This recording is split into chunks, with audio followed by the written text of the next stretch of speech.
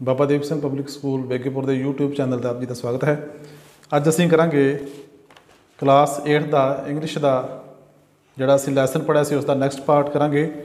Lesson सी how daddy decided what he wanted to B.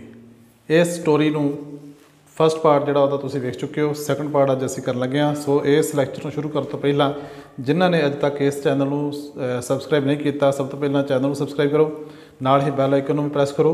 और students में मैं हर बार कहना कि लैक्चर शुरू करने तो पहला इस वीडियो लैक्चर शुरू कोई भी वीडियो लैक्चर शुरू करने तो पहला इंग्लिश का अपने कोल एक नोटबुक तो पैन जरूर रखो, तो जो जी खास खास गल्लां ने तुसीं उन्होंने नोट कर सको। So let us start the lecture. असीं स्टोरी पढ़ी सी डैडी छोटा होंदा की बनना चाहुंदा सी। जदों उहनूं पुछिया जांदा सी कि तुसीं की बनना चाहुंदे हो, तो वह कई बार कहता सी कि मैं वाचमैन बनना चाहुंदा। फिर वो मन के ख्याल आया कि मैं एक आइसक्रीम वेचण वाला बनना चाहुंदा, मेरे को अपनी एक रेहड़ी होगी तो जिन्नी मर्जी मैं आइसक्रीम खा सकांगा। फिर उन्हें एक दिन जिहड़ी हैगी आ ऑटो वर्कशाप उन्हें कोई मकैनिक वेख्या, उन्होंने लगा कि मकैनिक कारां दे नाल खेड रहे हैं। फिर वो कहता मैं मकैनिक बनागा। सो उस तो बाद जिहड़ी आ स्टोरी स्टार्ट आपां फिर करते हैं अगला पार्ट। कहते कि everyone had to agree with little daddy. सारिਆਂ ਨੂੰ हैड टू पैंदा सी, होना पैंदा सी। की होना पैंदा सी? एग्री, सहमत होना पैंदा सी। किहदे नाल? लिटिल डैडी दे नाल। सारिਆਂ ਨੂੰ ही लिटिल डैडी दे नाल एग्री होना पैंदा सी। ਜਿਹੜੀ भी वो कहता सी ना कि मैं कभी वॉचमैन बनागा, कभी आइसक्रीम बेचण वाला बनागा, कभी मकैनिक बनागा। But a few days later he changed his mind. कुछ दिनों बाद उन्हें अपना माइंड चेंज कर लिया, आइडिया बदल लिया उन्हें। He said he wanted to be a pilot. वो कहता मैं हुण पायलट बनना चाहुंदा, जहाज उड़ाउणा चाहुंदा। Then he said he wanted to be an actor. फिर वो कहता मैं तो एक्टर बनना चाहुंदा। And after grandpa took him to an office. Grandpa दादा जी जदों उहदे मतलब लै गए उन्होंने, उहदे पिता जी मतलब जिहड़ा आथर आ वो अपने डैडी की गल कर रहा, तो ग्रैंड पा आथर का ग्रैंड पा इहदा मतलब डैडी का पापा। सो डैडी का पापा जिहड़ा आथर का ग्रैंड पा वा वो उन्होंने ऑफिस एक बार लैके जाते आ किसी च। He decided to be a clerk. उत्थे उत्ते जाके कहता क्लर्कां नूं वेख के तो कहता मैं क्लर्क बनना चाहुंदा। To be a sailor was also in his mind. To be a sailor was also on his mind. Sailor हुंदे मलाह जिहड़े शिप ते काम करते हैं। कहता उहदा भी आइडिया सीगा कि मैं सेलर भी बना और एट लीस्ट ए शैफर्ड, तो जां फिर घट्टो घट्ट एक आजड़ी। कित्थे पायलट, कित्थे सेलर, कित्थे शैफर्ड। इस तरह के मन के बड़े विचार चलते सी। बहुत सारे बच्चों के मन के जरूर चलते ही रहते, लगभग सारे बच्चों के मन चलते रहते मैं बनना बनना। तो टाइम टू टाइम बच्चे अपना जोड़ा मन बदलते भी रहते। इस तरह डैडी मन बदलता सीगा। Finally he decided to he wanted to be a dog. अखीर उन्हें एक डिसीजन लिया पक्का कि मैं कुत्ता बनना चाहना। डिसाइड डैडी ने कहा कहता कुत्ता बनना चाहना। All that day he ran around on all four. सारा दिन वो चारे मतलब कुत्ते वांगू बन के घूमता सीगा। बार्किंग एट स्ट्रेंजर्स बाहरले बंदियां ते अनजान बंदियां ते भौंकदा सीगा, भौंकण वर्गी एक्टिंग करदा सी। He even tried to bite an elderly lady when she wanted to pat his head. इत्थों तक भी उन्हें उस बजुर्ग औरत नूं भी जिहड़ी ने उहदे सिर ते पलोसिया सी, पैट हिज हैड, जिन्हें उहदे सिर नूं पलोसिया सी, उन्हें उहनूं कुत्ते वांगू वड्ढण की भी कोशिश की। Bite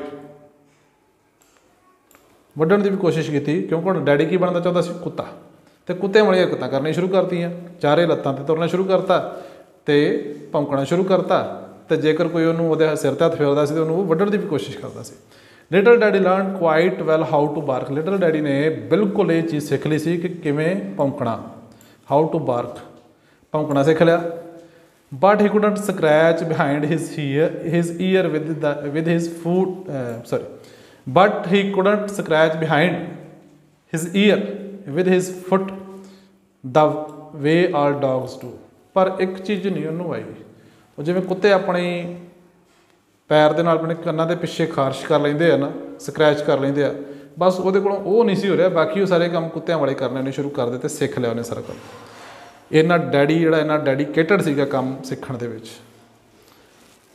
he thought if he went outside and sat beside a street dog, उन्हें सोचा कि जे वो बाहर जावे, बिसाइड सैट बिसाइड, तो बिसाइड का मतलब लागे जाके, नीयर या beside, beside a street dog, तो किसी गली के कुत्ते के लागे जाके बैठ जावे, he would learn it more quickly, तो वह कन्न के पिछे अपने पैर के नाल खारिश करना बड़ी छेती सिख जाऊगा, क्योंकि कुत्ते वाल वेख के हरकत करूगा ना, कुत्ता किवें करदा तो वह भी करना शुरू कर देगा।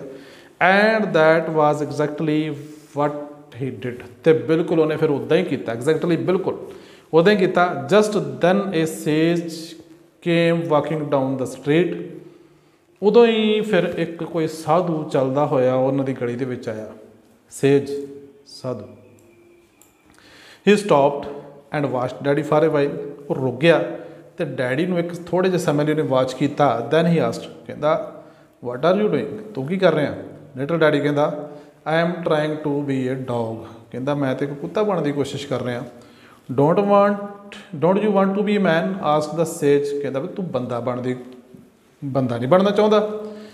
आई have been a man for a long time, said daddy, कहता बंदा तो मैं बड़े चिर तो ही हाँ, हुण कुत्ता बन के वेखते हैं। What sort of a man are you, किदां दा बंदा तू, कहता if you can not be a dog even, तू तो कुत्ता भी नहीं बन सकता।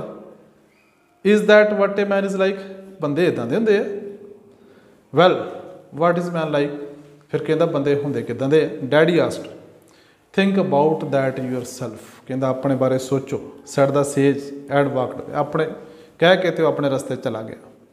But little daddy felt much ashamed, felt feel first form felt ashamed, शर्मिंदगी महसूस की उन्हें, डैडी ने बहुत ज़्यादा अपने आप से। And began to think, began think सोचना, तो सोचना शुरू किया। ही थॉट एंड थॉट, सोचता गया तो सोचता गया। The more he thought the more ashamed he was of himself, जिन्ना ही होर सोची जाता उन्ना ही उन्होंने अपने आप से होर शर्म आई जाती। The sage had no explained to him, sage साधु ने तो उन्होंने कोई भी एक्सप्लेन नहीं खास खोल के गल दसी नहीं। What a man is like, कि बंदा किदां दा हुंदा। But suddenly daddy knew what a man is like, पर एकदम डैडी नूं फिर पता लग गया कि बंदा हुंदा किदां दा। एंड ही रियलाइज्ड, ਅਤੇ ਉਹਨੇ रियलाइज़ किया an other important thing also, एक होर उन्हें खास महत्वपूर्ण चीज़ रियलाइज़ की। It was that he was yet too small to know what he wanted to be, कहता उन्हें एक चीज़ रियलाइज़ की कि इट वाज दैट ये सी कि ही वाज यट अजे टू स्माल, बहुत ज़्यादा छोटा सी कद लई, to know what he wanted to be, उन्हें रियलाइज़ किया कि जो बहुत ज़्यादा छोटा सी इस गल नूं जानण दे विच कि उन्होंने की बनना चाहिए है, जे टू स्माल बहुत ज़्यादा छोटा सी। द नैक्सट टाइम, अगली बार, he was asked what he wanted to be, उन्होंने पूछा गया कि तू की बनना चाहना। He thought of the sage and said, उन्हें संत का साधु का ख्याल किया तो क्या I want to be a man, कहता मैं तो बंदा बनना चाहना। No one laughed when little daddy said this, हुण कोई नहीं हसिया जो लिटिल डैडी ने गल कही। And that was the best answer he could think of, तो सब तो ज़्यादा वो दिमाग से जो आंसर आ सकता सी, बेस्ट आंसर सीगा। He still thinks so and always says to me, अजे भी वो डैडी ये चीज़ नूं सोचते आ तो हमेशा मैनू कहते आ की कहते आ, the only important thing you have to remember is that you must be a good man. सब तो पहला जो बच्चे ने पूछा जाता ना तू बनना की चाहना, तो बच्चों के मनां दे विच ख्याल आउंदे आ कि मैं पायलट बनना चाहना, मैं डॉक्टर बनना चाहना, मैं इंजीनियर बनना चाहना, मैं बिजनेसमैन बनना चाहना, मैं CA बनना चाहना, मैं वकील बनना चाहना, मैं जज बनना चाहना। पर डैडी ने इस सारी स्टोरी तो अपने बच्चे नूं ऑथर नूं जिहड़ी सिक्ख्या के दी कि सब तो पहला इंसान बनना जरूरी है, ये चीज़ां बाद दे विच बणियां जा सकदियां, इंसान नूं सब तो पहला अपने असली इंसान बंदा बनना जरूरी है। The only important thing you have to remember that is that you must be a good man, सब तो पहला चंगा बंदा बनो। This is the most important thing, सब तो महत्वपूर्ण गल ये आ whatever you want to be, तुसीं जो भी बनना चाहते जे बनो, a pilot, a shepherd, a sailor, an ice cream man और वट एवर, जो भी बनना बनो। ਪਾਇਲਟ ਬਣੋ, ਸ਼ੈਫਰ ਬਣੋ, ਸੇਲਰ ਬਣੋ, ਕੁਛ ਵੀ ਕੰਮ ਕਰੋ, ਪਰ ਸਭ ਤੋਂ ਪਹਿਲਾਂ ਇੱਕ ਚੰਗਾ ਬੰਦਾ ਬਣੋ।